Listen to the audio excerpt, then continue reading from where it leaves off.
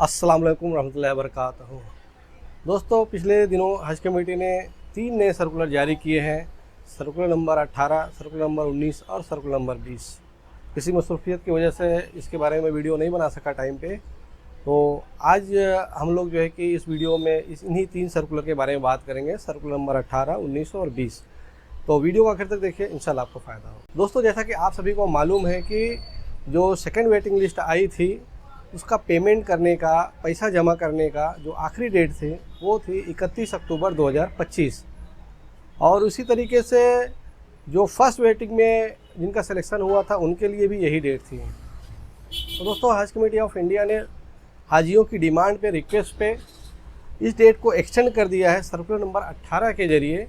और अब जो नया डेट है, आखिरी डेट पैसा जमा करने का, फर्स्ट इंस्टॉलमेंट, सेकंड इंस्टॉलमेंट, वो 7 नवंबर 2025 है। यानी आप 7 नवंबर 2025 की रात 11:59 तक अपना पेमेंट कर सकते हैं। और इसके साथ में जो सबसे अच्छी बात है वो ये है कि हज कमेटी ने अभी तक कुर्रा में हुए लोगों को भी, अगर उन्होंने पेमेंट किसी वजह से नहीं किया है तो उनको कैंसिल नहीं।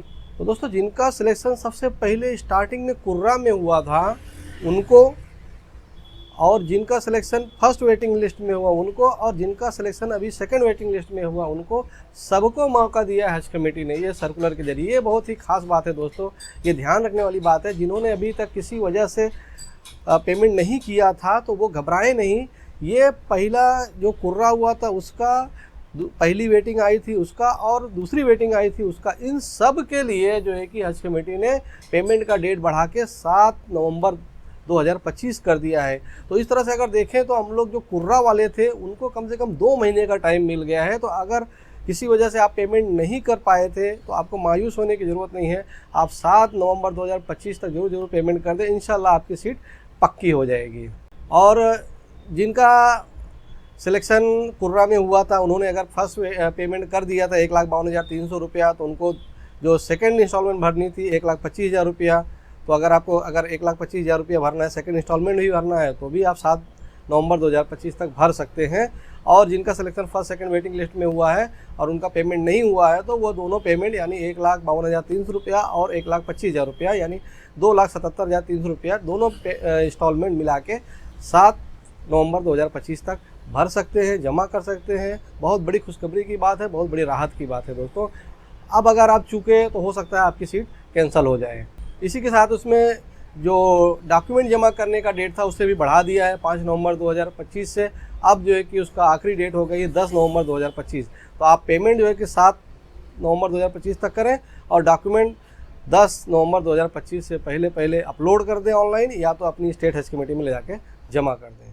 दोस्तों, हज कमेटी ने 4 नवंबर 2025 को सर्कुलर नंबर 19 जारी किया, जिसके तहत उन्होंने SHI यानी स्टेट हज इंस्पेक्टर का जो एप्लीकेशन था उसकी डेट बढ़ा दी है उन्होंने।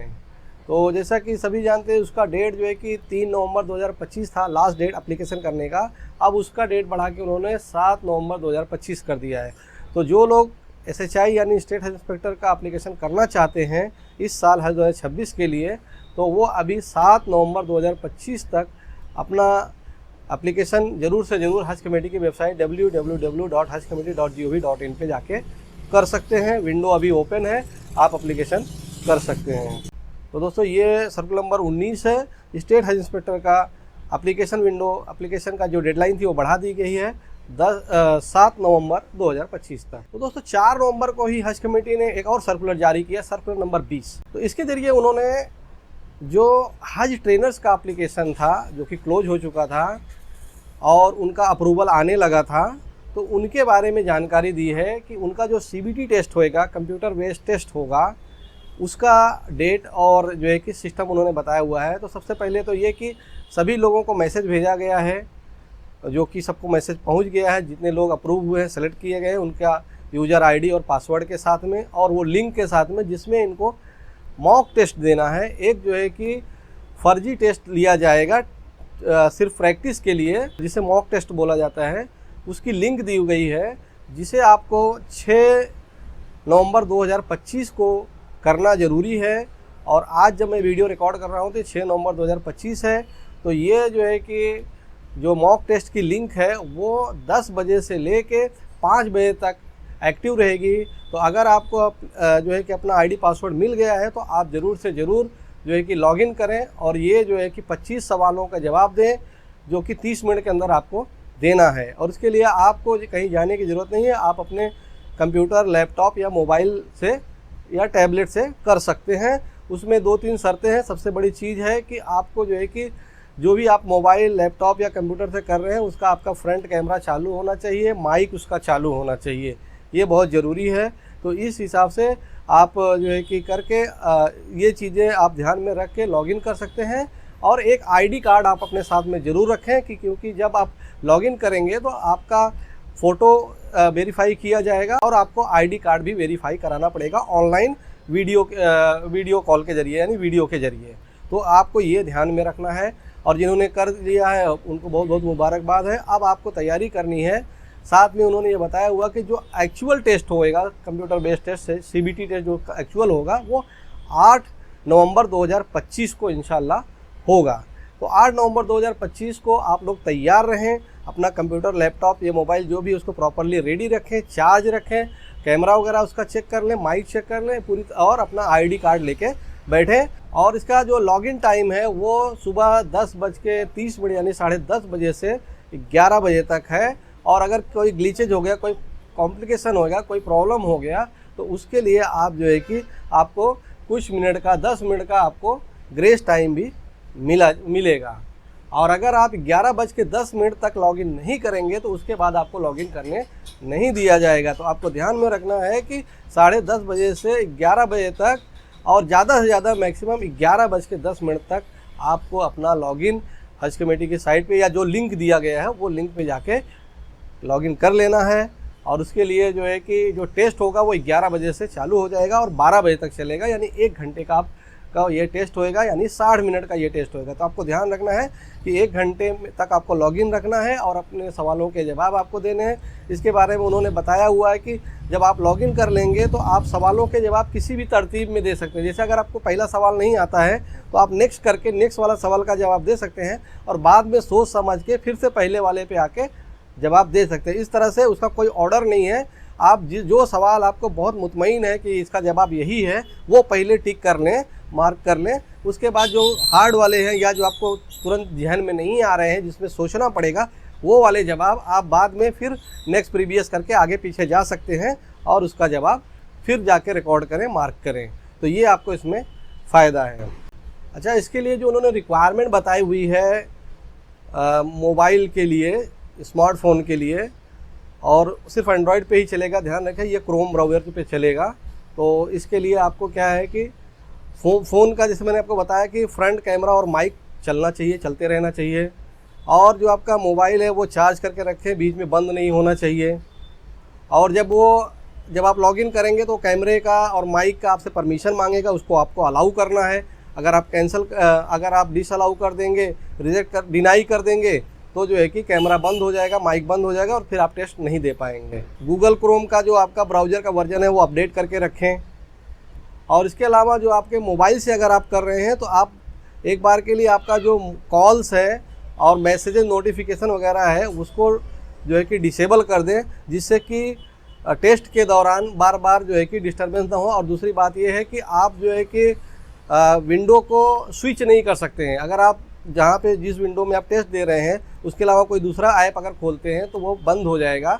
इसके लिए आप जो है कि नोटिफिकेशन वगैरह, कॉल्स वगैरह एक बार के लिए बंद करके रखें और ऐसी जगह बैठें जहाँ पे लाइट वगैरह अच्छी हो, चेहरे पे आपके आ रही हो, और जो है कि डिस्टर्बेंस, आवाज़ वगैरह ना हो। दूसरा कोई बंदा आपके पास नहीं होना चाहिए, नहीं तो आप डिसअलाउ कर दिए जाएंगे। तो ये ध्यान आपको रखना है कि आपको जो है कि ये सब चीज़ें प्रॉपरली पहले से ही तैयारी करके रखना है। इसी के साथ अगर आप लैपटॉप या डेस्कटॉप यानी कंप्यूटर पे अगर आप जो है कि टेस्ट देना चाहते हैं तो उसके लिए आपको क्या क्या ध्यान में रखना है।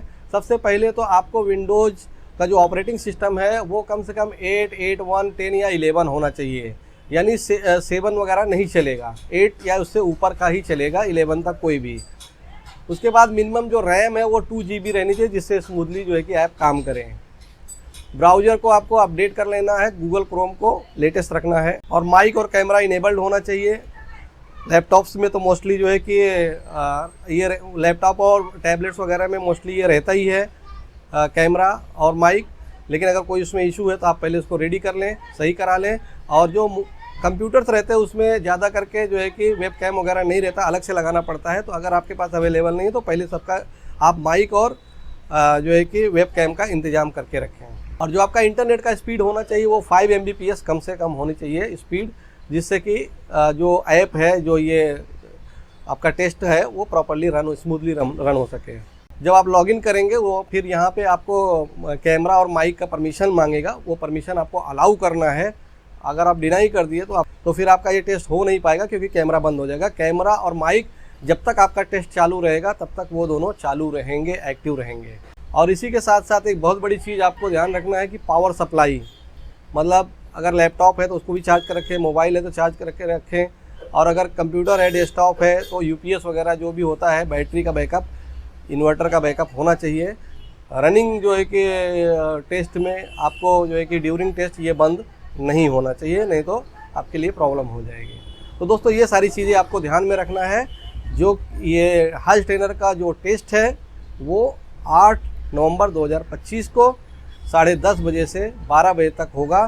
तो ये पीरियड में आप अपने आप को फ्री रखें, कॉल से फ्री रखें, लोगों को बोल दें कोई कॉल वगैरह ना करे, डिस्टर्ब ना करें, और अच्छी जगह बैठ के आप जो है कि इत्मीनान से आप इसका टेस्ट दें। जो लोग टेस्ट दे रहे हैं सभी के लिए दुआएं हैं, सबका टेस्ट अच्छा जाए और पास हो। Best of luck. दोस्तों ये थे 3 सर्कुलर जो अभी लेटेस्ट आए हुए हैं हज कमेटी की तरफ से, सर्कुलर नंबर 18, 19 और 20।